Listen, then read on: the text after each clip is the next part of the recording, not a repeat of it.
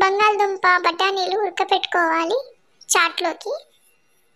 ఆ తర్వాత mixie jar తీసుకొని కొత్తిమీర, పుదీనా ఇవి పానీలోకి అండి పుదీనా వేసుకోవాలి.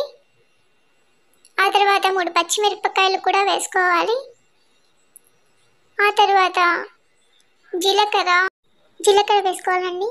జీలకర్ర చాలా మంచిది హెల్త్కి. అల్లం,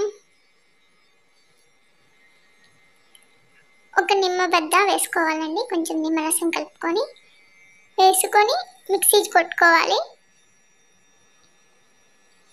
అందులో చూడాలండి కొంచెం వాటర్ వేసి మళ్ళీ మిక్సీ చేసుకోవాలి. చాలా మెత్తం పేస్ట్లా మిక్సీ చేసుకోవాలి.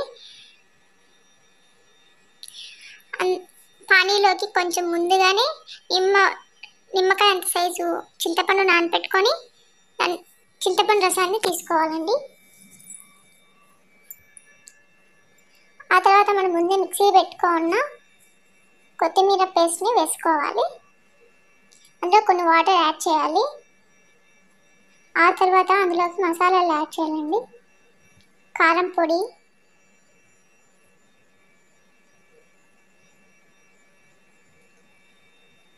కొంచెం ధనియాల పొడి,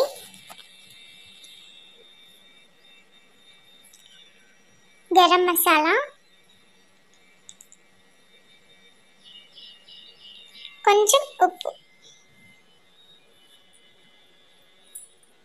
యాడ్ చేయాలండి. ఇది ఎంత బాగా వేసుకుంటే అంత బాగుంటుందండి. పానీ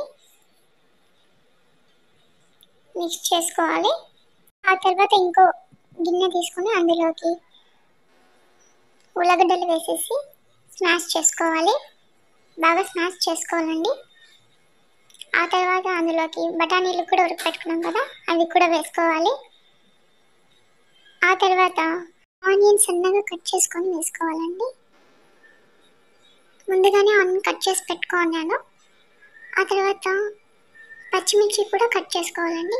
ఒక పచ్చిమిర్చి వేస్తే చాలు, ఆప్షనల్ అండి. పచ్చిమిర్చి వేసుకోవచ్చు, వేసుకోకపోవచ్చు. ఆ తర్వాత మసాలాలు వేద్దాము. కారం పొడి కొంచెం, ఆ తర్వాత ధనియాల పొడి కూడా కొద్దిగా చూసుకొని వేసుకోండి. ధనియాల పొడి,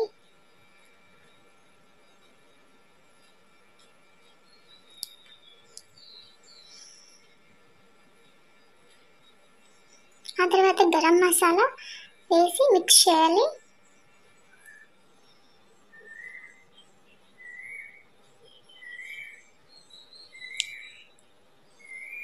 కొంచెం ఉప్పు వేసుకొని మిక్స్ చేసుకోవాలండి. ఆ తర్వాత ఒక కడాయి పెట్టి అందులోకి ఆయిల్ హీట్ చేసుకోవాలి. మేము రెడీమేడ్గానే తెచ్చుకున్నామండి పూరీలు. అవి అందులో పేల్చేసి అంతే అండి. చాలా ఈజీగా చేసుకోవచ్చు. మా ఇంటి దగ్గర వర్షం పడుతుంటే వేడివేడిగా చేసుకున్నాం పూరి, చాట్, పానీ. ఎంత టేస్ట్గా సూపర్గా ఉన్నాయండి.